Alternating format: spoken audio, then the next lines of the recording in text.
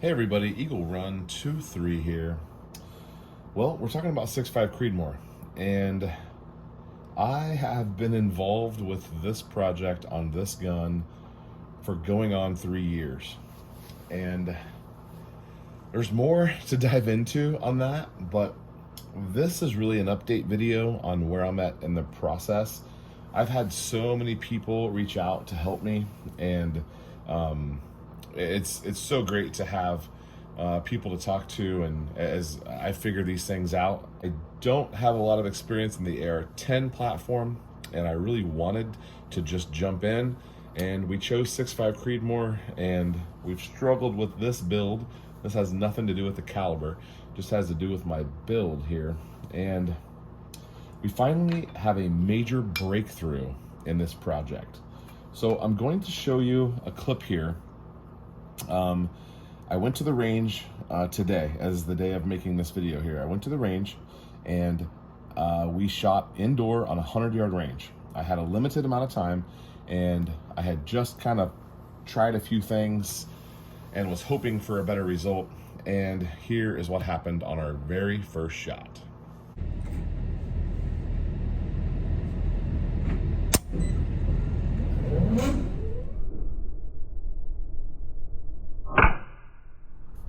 As you can see, we have click and no boom. And it wasn't until I was reviewing this video and sending it out to a couple people for some advice that I found what was actually happening. You see, we were getting light primer strikes, and I had this problem a couple months ago, set this thing aside, decided to come back to it and try a couple things, and we're still getting the same result. Now, it would fire occasionally, and we're going to talk in a later video about how this thing actually shot.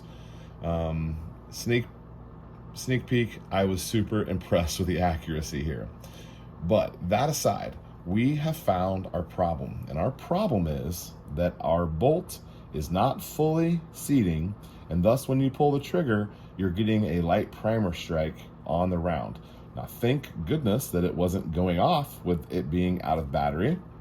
The built-in safety feature of the firearm, it's got to be all the way in, or it's not enough to fire the cartridge off. Thank goodness. Now, you'll notice, and this is not the only gun of mine, but there are two things missing here. One of them matters to this story, and the other one doesn't. Forward assist and a dust cover. The dust cover, whatever. You probably don't need a dust cover, and until we find out later that it means something. But for right now, it doesn't mean anything. But I made an entire video about how forward assists are dumb.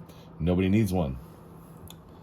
Well, my argument was that if my gun wasn't going into battery on a round, that I don't want to force it into battery on a round and shoot that round through the barrel because something was wrong. And while I still believe that to be true, in this case, having a forward assist might have caught my problem. Let me slow this down for you and show you exactly what is happening on my bolt here whenever I pull the trigger and the round doesn't go off.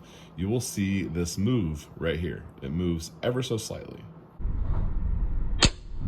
So we're going to take this thing apart, and we're going to investigate what is catching. I have several people who have told me a couple of ideas, and we're going to investigate. We are also, while we have this apart, we're going to install a forward assist, and look at that, we got a black dust cover. Now these are just black, so I think that'll be fine. Black and black. This whole gun's kind of black and gray, or titanium, or whatever they call this. So we're gonna get those taken apart. We're gonna get those installed. We're gonna check that our gas tube is not binding on our gas key. We're gonna check our spring, make sure that our buffers and everything are fine, and we're gonna check the lugs, and we might even take apart our bolt and see if there's anything catching in there. So let me get this apart, and I'll be right back to you. So in general, light primer strikes could be any number of things, and I thought maybe we didn't have, maybe an aggressive enough spring or something on here, but you can see this trigger is pretty firm. I mean, it's several pounds of pull. and we have a nice crisp break. I was pretty sure that this was hitting it hard enough because it's a full power mil spec trigger spring. Know that I see any reason why it's not, or that it's rubbing anywhere. We do have some scuffing. I don't know if this light's helping you out or not. You can see right there on the tip of those two lugs we have some scraping. Also maybe some dragging right there on the BCG. Also, this thing was wet when I put it together last night, and it is not wet right now. So we could be a little dry. Also, this could just need to kind of wear in some too and become one. So because we wanted to make sure that our ammo wasn't a problem, I have not shot any reloads through this, but take a look at what we shot today. We shot some Federal Premium, we shot some Hornady, some Cellular and Below, and some Winchester. Okay, so this is the S&B ammo, and can you see that this is a round that did not go off? Can you see that we definitely have a primer strike? And that's actually a pretty good one. There's another one with a real small little dimple.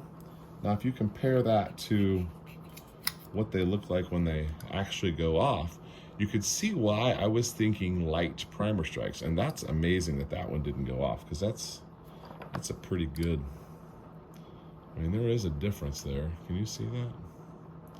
So you can see why I was thinking light primer strikes, because that's kind of what this looks like compared to when it does go off. And in my mind, I was thinking I shot it 2 or 3 times and then it would finally go off, but it turns out it just wasn't seated.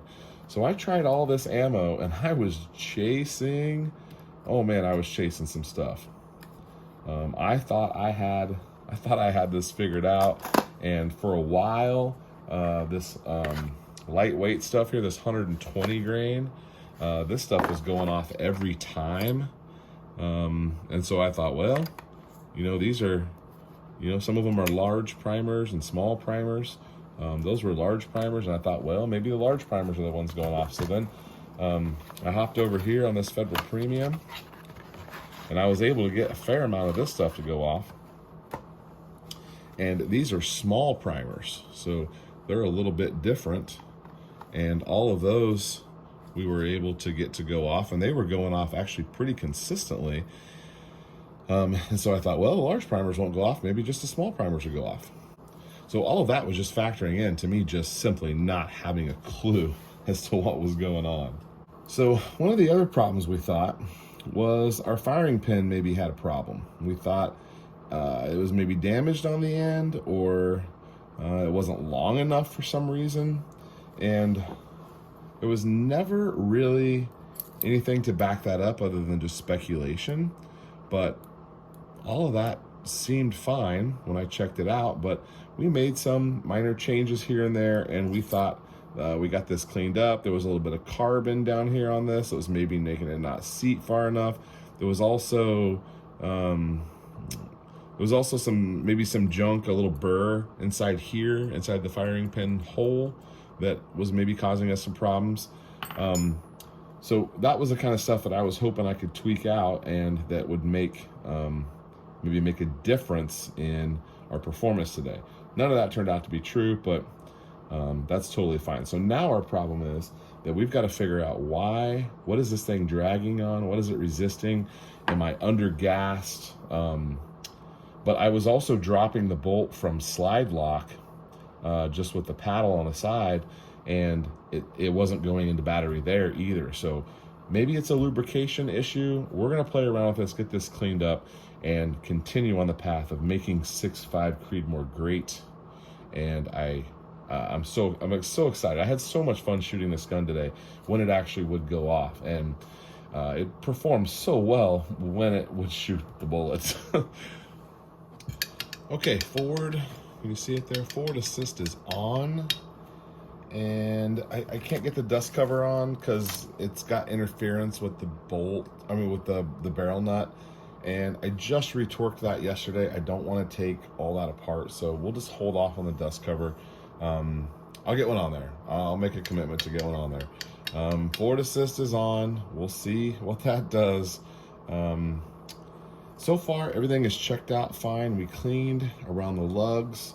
I'm gonna swab the barrel one more time, and our BCG is gonna go back in wet, and hopefully we can shoot this again next week and see if we can find our problem. We're still chasing down why our bolt, our BCG really is not fully in battery. All right, so I've just been playing with this thing here. We've got it all completely lubed up and clean, and I can tell you it has no problem just sliding right into full lockup. I mean, it's completely effortless.